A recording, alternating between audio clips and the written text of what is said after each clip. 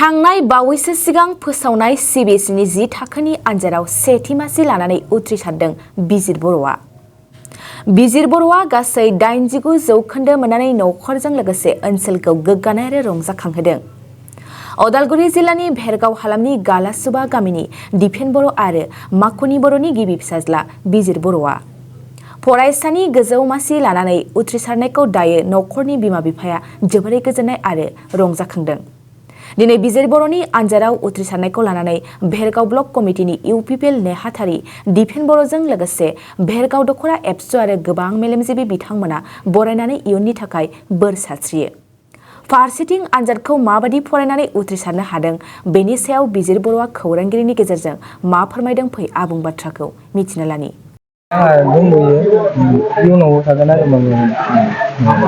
मा डिविजन मोनदोंमोन? First division. पार्सेन्टआ बेसेबांमोन? 89%।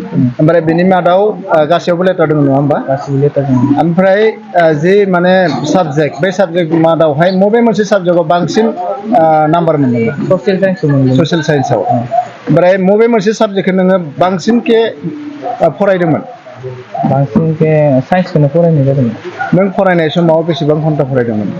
घन्टादो फरायमोन मोनसे टारगेट सेट खालामोमोन। टारगेट सेट खालामना बे जायागौ माने स्टाडिखौ माबा लाखियोमोन आरो। ओमफ्राय जिथु नों टारगेट खालामनाय बे टारगेट खालामनाय बायदि नों केरि आउट खालामनो हादोंना नाम्बारखौ? केरि आउट खालामनो बाहाय मोनबावनांगोन आरो ना। दा बेबायदिनो नोंनि फरायनाय समाव नोंखौ सोर बांसिन जोथोन लाया? आइ आफायाबो जोथोन लादोंमोन सानैबो। ओमफ्राय जि नांगौ बेखौनो होदोंमोन। बिजाब एरिखौबो लामना होदोंमोन।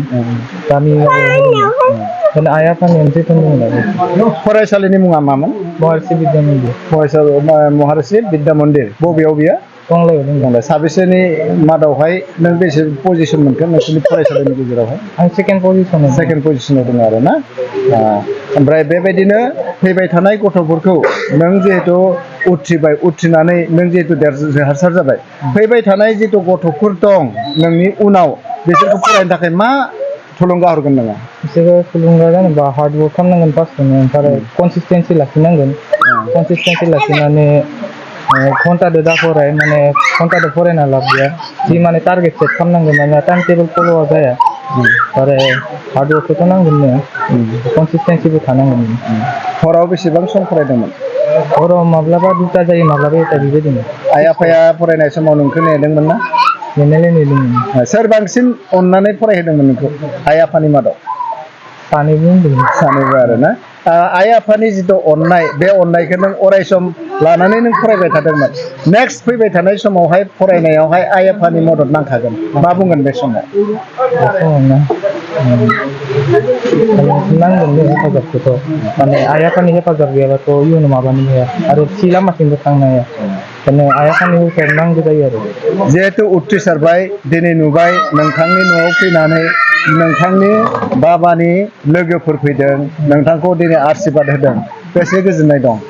बहुत गोजोननाय। अब्ला सासे फरायसाया उथ्रिसार जानायनि उनावहाय न'खरनि, गामिनि आरो ओमफ्राय हालामनि मोनसे गोजोननाय फिथाइखौ लाबोयो। बे फिथाइखौ नोङो लाबोनो हादों होननानै सानदों नङा होमबा? दा उनाव जिहेतु उथ्रिसारबाय, उथ्रिसारनायनि उनाव नोंथांनि थांखि आरो फरायनाया बबेयाव जागोन? आंनि थांखियाथ' IIT थांनो लुबैदों आङो, एर'स्पेस इन्जिनियार जानो लुबैदों। ओमफ्राय हायार सेकेन्डारिखिनिखौ बबेयाव? टंलायावनो लानोसै। मा स्ट्रिमाव लागोन? PCM स्ट्रिम, साइन्सआव? ओमफ्राय बाबामोना मा बुंदों नोंनि जिथु फरायनो नागिरनाय, दा जिहेतु फरायनो नागिरनाय कर्स लानो नागिरनाय, बेयावहाय बाबामोननि मदद थाया मा? मदद थायो माने बिसोरो आंनि इसा मथे खालामनो होदो। थारमाने जि स्ट्रिम लानो गावनि इसाजों खालामनांगौ, इन्ट्रेस्ट जानो बेखौनो हेफाजाब होयो।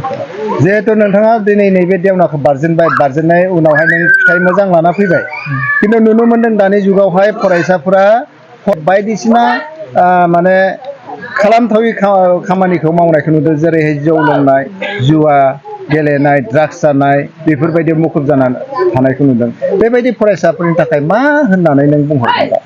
बिसोरबायदि फरायसाया माने बिमा बिफानिनो बहुत गिदिर माबा थायो।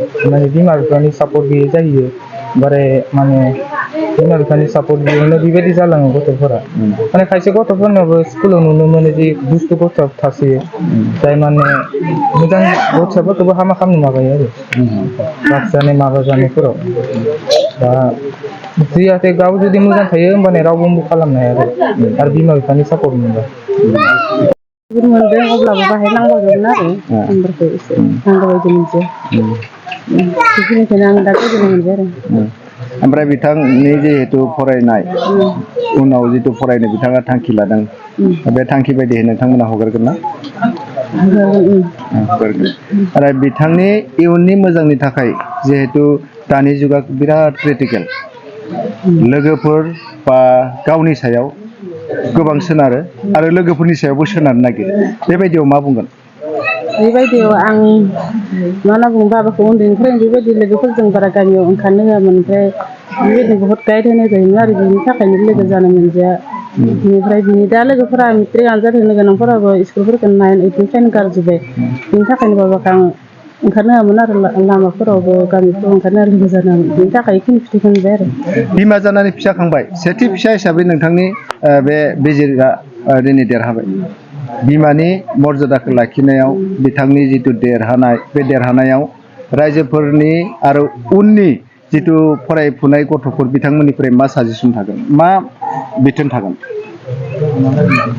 फैबाय थानाय गथ'फोरनि थाखाय मा बुंहरगोन बेखौनो बुङो दि मा होनना बुङो बिसोरबो बेबायदि जायालासिनो दा जेरै बाबाखौ बिजिरखौ नुनानै बिसोरबो गोसो होनानै फरायो होननानै बेखौनो सानो आरो बिमा बिफायाबो गोसो होनानै आरो बुजायो बिसोरखौ बिमा बिफानि खोथा लायो बेखौनो बुङो आरो आङो